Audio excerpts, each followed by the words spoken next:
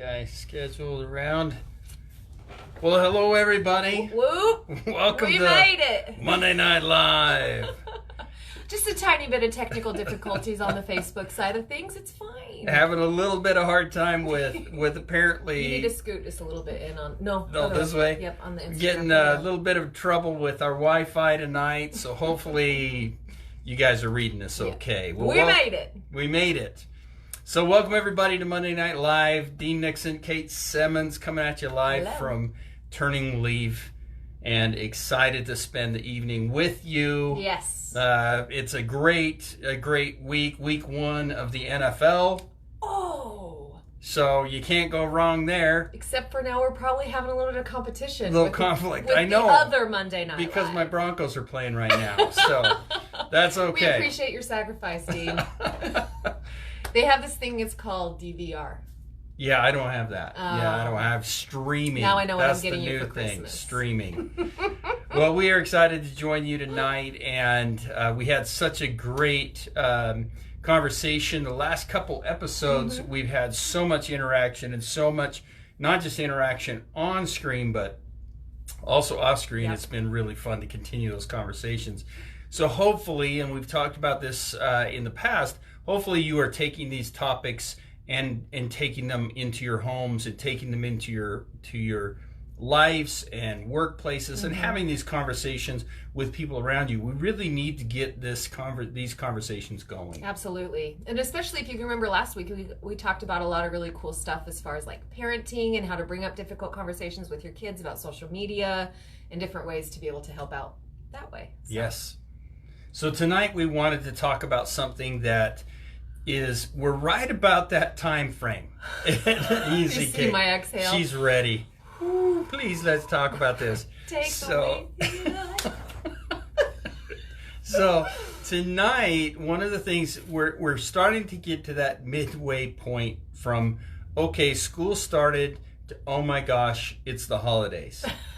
And so we were really preparing for tonight and felt strongly out of all the topics that we were rolling around that tonight needs to be about self-care. And we need to talk about how do we take care of ourselves. And here's one of the biggest obstacles, the thought of being selfish. If I take care of me, then I'm being selfish. Absolutely. I think that parents really wrestle with this one big time, right? Like for some of us that maybe...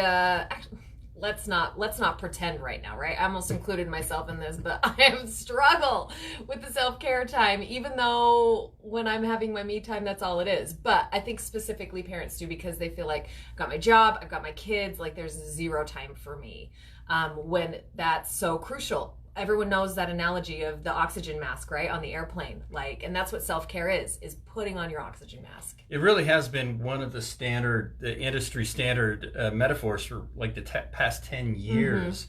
And, we talk a lot about it in the way that they express it. So the flight attendant, the person that's with you is talking about putting your mask on yourself before you assist those that may be traveling with you. And we talk about that a lot and how many times we allow that self-care to feel as though we're being selfish and feel as though that it's unhealthy. But the reality is that in the more that I increase my capacity by taking care of myself, I'm increasing the capacity to help others around me. Dean, I love that you brought that up because I wanted to just put this out here too. We've got a level 1 seminar coming up next weekend. Our level 1, we call it Awakening, and it's amazing. It just, when I went through it over a year ago now, it's been almost a year and a half. Can you believe it? That's crazy. It just blew the blinders off of my face right here. Like it just made my vision open up. And that was one of the first places that I was introduced to that concept. Yes. That idea that in order to increase my capacity to help others, I've got to do that for myself. Yes. So, that's powerful. And that's one of the first hurdles we have to really clear, which is it's okay for me to take care of myself, but the second hurdle is that we have to clear is what am I going to do with the time that I clear for myself? Yeah. What exactly is self-care? Like, it's kind of like this buzzword, right? Like, I think it's kind of hip nowadays. Like, oh yeah, make sure you're getting your self-care. Like, I don't know, is that nachos? You know what I mean? It might be for some. But self-care, I don't even know where nachos came from. That's so funny. I do like nachos. I do too. But when we look at self-care, we're really talking about recharging the batteries, or again, going back to that increase of capacity. So we've got to be looking at the different aspects of who we are. We have an emotional side of who we are. We are very emotional beings, and stress creates a level of energy drain that we don't really recognize. A lot of people will come in and they'll sit down as I'm working with them, and they'll go through their list of issues or things that they're working through, or struggles or trials that are in their life right now. And the thing that's interesting is none of them can equate energy drain to the level of things on their plate. And the reason we don't connect it is because the energy drain, we don't really recognize how much all these different things that we're involved in, or all these different things that are required of us, are really drawing on our emotionality. And the second is our mental drain, and the mental capacity to be able to juggle so many things. Now, we all know that women tend to be a little bit better at multitasking than men do.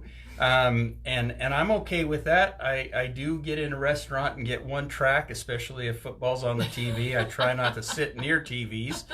But yes, we can get really pulled at in different ways to be very multitasking.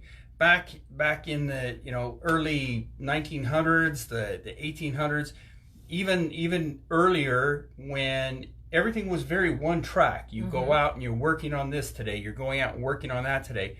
But the world we live in today is so mentally draining. Yes. It is so mentally stretching to our capacity. We are taking on so many different aspects. We're trying to focus on our kids. We're trying to focus on work. We're trying to focus on what's going on in the world around us. We're trying to focus on the needs of our customers or clients or patients or whoever we're working with. And all of these things mentally have to be juggled and what am I trying to look for? Itemized or categorized or prioritized. There's the word I was looking for. And we've got to look at those. So we get an emotional drain, we get a mental drain, and then there's a spiritual drain that is created as well.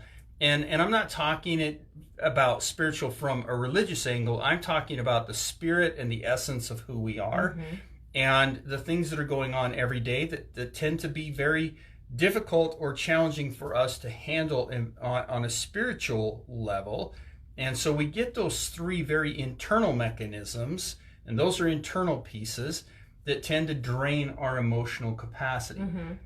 Now we get into the physical side of things, and the physical drain that comes, and the physical drain that can come from not sleeping well, staying up too late trying to finish projects, or just trying to relax because the kids finally went to bed. And so we get to bed later, or we're not eating healthy. We're not doing the things that physically help promote our body. We're not exercising because we don't have enough time. Or the opposite of that, right? Like maybe too much exercise. Too much exercising, trying to fit a mold, maybe is what you're talking about. And so we can get into these different things where we're drained in all of those areas. And those are really, really going to be important for us to pay attention to. We also, at Turning Leaf, we really talk about the 6 areas. So we also have the social and we have the financial.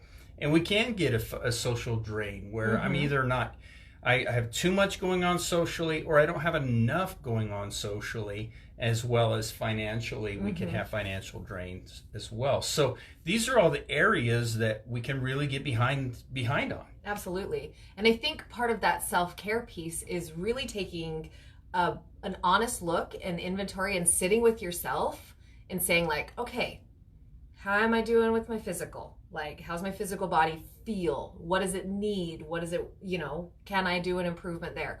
Okay, let's talk about my mental body, right? And I like to think of them that way. Like, I've like given them their own little personalities, and I do meditations with them. Well, that was what was funny is when we started talking, you're like, there's so much pain in every aspect of all of my bodies, as you put it, and that can be the case. We can feel worn out in all six of those bodies. Yeah, I came in here and said my physical body's tired, my mental body's frazzled, my emotional body is like just stressed, my spiritual body is just depleted, my ego is throwing a fit like a 2-year-old in the corner. Like, I'm needing some self-care pretty hard right now today. So here we are. And so that is one of the things that we do want to focus on, like you said, Kate, is we really want to step back and we really want to start to say, okay, how do I start to focus on each of these areas? So the areas, again, is we have the emotional, we have the mental, we have the spiritual,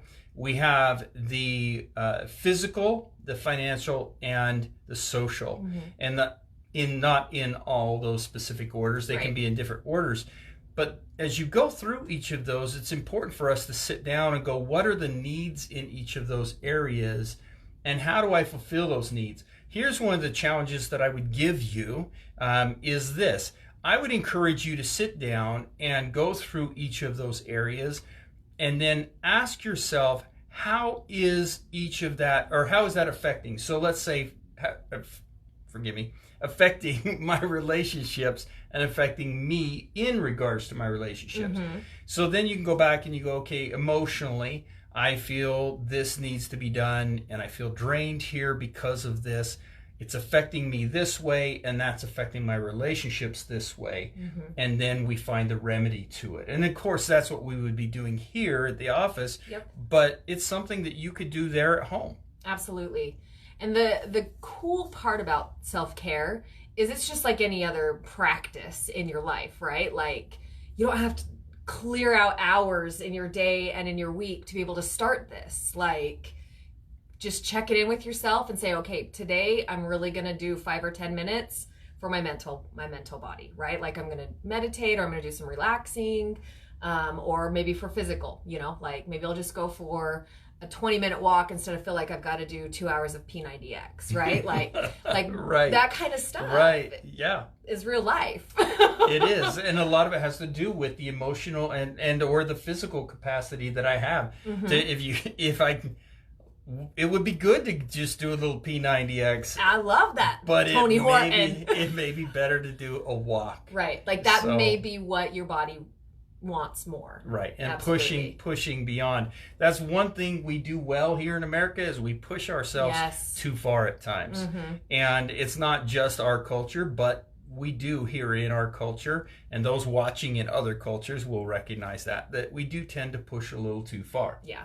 So up here, just so you guys know, Jamie Leitner says, a book by a pool, which that's a really good self-care piece for me too. Yeah. Like getting a little bit of sunshine, getting some mental stimulation. Most likely I'm reading like some self-help something or other, some super nerdy, getting into your supernatural stuff, which is what I love. And then that water and relaxing, that's an awesome one for me. I know that probably doesn't work for everybody. I've got a good girlfriend who cannot lay by the pool to save her life. Like, we tried, but she's like, just gotta be doing dolphin flips in the pool. So she can't lay out, but that's for her, right? Good for her, yeah. Yeah. Good suggestion, Jamie. So being by the pool can be a great one. Sometimes having conversations, talking with people, venting emotions, recharging your batteries. And some of it will depend upon our personality. Some of us tend to be a little bit more externalized. Some tend to be a little bit more internalized. An externalized person, they need people to really help recharge their batteries, and being around people socially can help with that. Where an internalized person may need quiet time, or time that they can kind of retract and pull back. Absolutely. So there's a couple of other comments coming up. Signing on from wow, the Grand Bahamas. Well, hello, Moira. Self-care from a hurricane relief efforts. Moira, that's amazing. Yes, those of you that are out there doing that, thank you for helping. Yeah, so many prayers for everybody going through those hurricanes right now. Yeah. So it is. Another one was, Dean, because it was a really good one. I thought that it was awesome. Jamie also said, I do feel like stressed out is a badge of honor in our courage, in our culture, right? If we're not at max all the time, then we're not productive enough, and we're not like pushing to the next goal. When isn't serenity the goal? Yes. Well, and I do agree with Jamie on that. I think I do see, especially in the soccer mom complex, where we feel like our kids have to be involved in everything. And that's one thing that's been very, very interesting to me, because that's really only sprung up in the last 25 years. So in the last 25 years, this concept that our kids have to be playing soccer, playing volleyball, playing softball, playing baseball, playing football, doing everything, doing dance, doing piano, doing all these things. That really has been about the last 25 to 30 years is all, where that has become such a staple in our culture. But parents feel like, well, I'm a bad parent if I don't have my child involved in this. I'm a bad parent if I don't let my child have this. And the reality is no, that has nothing to do with being a good parent or a bad parent. What's important is that you have the capacity to be a parent. Yes. And that's where we're running into trouble. And so it is that stressed out badge of honor. I agree with you, Jamie. That tends to be. And Jamie's one of our amazing life coaches out in Michigan. And that is one of our issues, is we get so caught up in that badge of honor, that my kid's at every place. My kids are playing soccer, football, volleyball, but I'm the booster club president and I'm baking donuts right now. And it gets out of control to the point where we're not enjoying life. And if we're not bringing joy into our lives, if what we're doing isn't bringing joy, then we need to stop doing it, or find a way to put joy into it, and make the adjustment. So sometimes being a parent, if we're not bringing joy, if it's not bringing us joy, it's not you're going to stop being a parent. But we can find ways to shift how to bring joy back into being a parent. Absolutely. And that's a big, big thing we've got to work on. And starting at that self-care piece is crucial. Absolutely. Very much.